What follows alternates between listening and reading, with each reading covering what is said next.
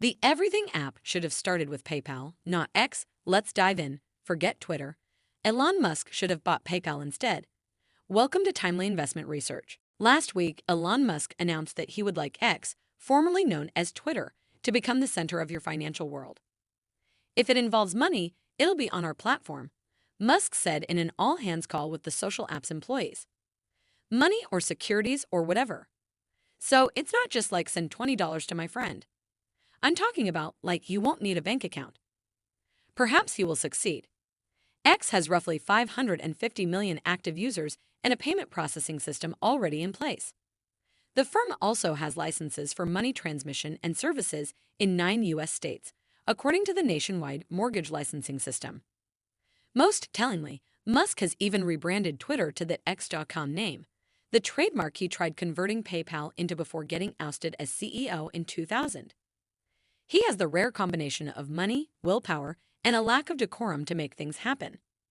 But these efforts to turn X into a financial hub are doing things the hard way. Because instead of buying Twitter, Elon Musk should have repurchased PayPal instead. PayPal, the diamond in the rough. It's been a tough several years for PayPal, an electronic payments company that's seen its share prices drop 85% since 2021. Over the past 2 years, analysts have cut their forward earnings estimates for PayPal from $7.20 per share to $4.95, sending PayPal stock into freefall.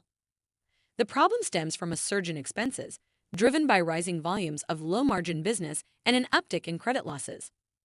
Credit card defaults are now growing at the fastest pace since the 2008 financial crisis. The growth of peer-to-peer transactions has also increased fraud rates. However, these downbeat figures have turned an otherwise growing company into a deep value play. Markets now value PayPal at only $56 billion, not much more than the $44 billion Elon Musk paid for Twitter. At current prices, PayPal sits at just 11x free cash flow or 9.2x forward earnings, levels more typically seen at zero-growth industrial companies or struggling banks. Prices are so low that the company's $5 billion per year of free cash flow could theoretically pay for the entire company in just over 7 years. Twitter was bleeding $379 million annually when Musk took over. Meanwhile, PayPal's business continues to march ahead. Analysts expect PayPal's sales to increase between 7%–9% annually through at least 2025 and for earnings per share to return to double-digit growth after this year. That's because PayPal's customer acquisition strategy largely relies on network effects, which costs virtually nothing to maintain. The company spends just over 10% on its entire sales and marketing team. By comparison, Capital One pours a stunning 21% of its operating budget into marketing expenses. It's far cheaper to install a yellow PayPal checkout button on a website than to get real-life customers to sign up for a What's in Your Wallet credit card. That's turned PayPal into a profit-spinning machine despite lower margins. The company's return on capital exceeds 33%, and analysts expect free cash flows to rise double digits through 2026. The actual Everything app.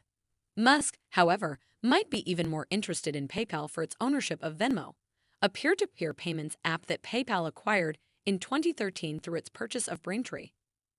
The service now counts at least 90 million accounts in the U.S., or 1 for every 3.5 people. Payment volumes are also surging. In second quarter 2022, PayPal noted that Venmo saw a 250% transaction growth. That's because Venmo enjoys even more robust network effects than PayPal. Venmo's peer-to-peer payment network only works if both parties have the same app, which means winners in the industry tend to keep growing while laggards are left behind. It's much like the Betamax versus VHS wars of the 1980s. Once a standard is adopted, it's hard to switch to anything else. At the moment, Venmo appears to be on the VHS side of that equation. The company has been using Cash App's playbook to acquire customers, offering cash prizes to sign up young users.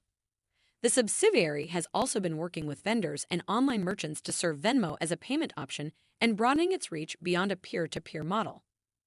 Most importantly, especially to Musk, Venmo and PayPal are expanding their credit and debit card offerings.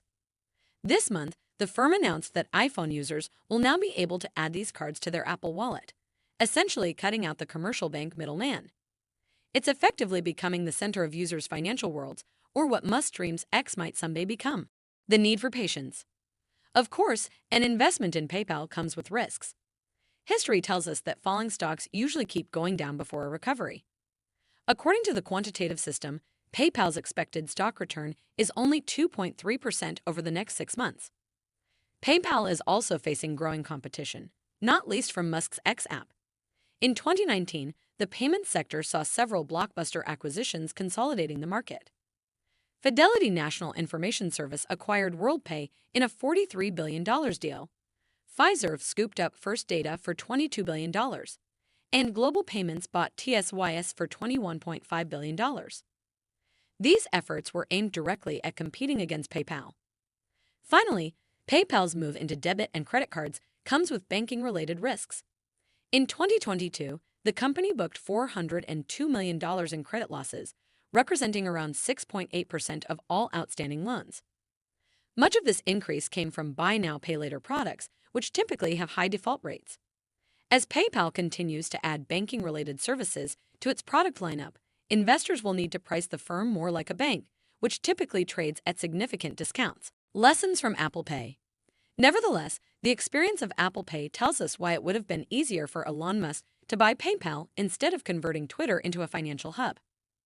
In 2014, Apple CEO Tim Cook proclaimed that his firm would forever change the way all of us buy things. His firm launched Apple Pay that October and aggressively pursued merchants to adopt the system. By 2019, even the New York Transit system allowed Apple Pay on subways and buses. However, even Apple couldn't get its customers to switch. According to a study by Capital One, only 9.3% of iPhone owners used Apple Pay for in-store purchases in 2022.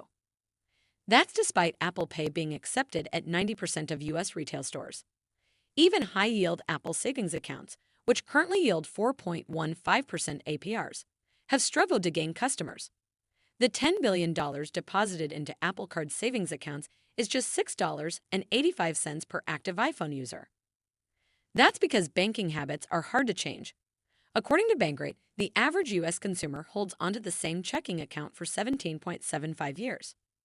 Younger millennials under 32 have kept their checking accounts for over 9 years. There's a reason why local banks and credit unions give handsome sign-up bonuses for new accounts. 9 years of Apple Pay has only given the Cupertino-based firm a 12.62% share of the online payments market. Then there's PayPal, a company that controls 56.15% of online payments. Its shares are trading at multi-year lows. It's highly profitable, it generates plenty of cash, and it's available on public markets for you and me to buy. Better act now before Musk decides to make another purchase. Thanks for spending some time with us today, Timely Investment Research. We're so glad you did. If you found value in today's video, please give us a like, hit that bell icon to never miss an upload, and hey, don't forget to subscribe.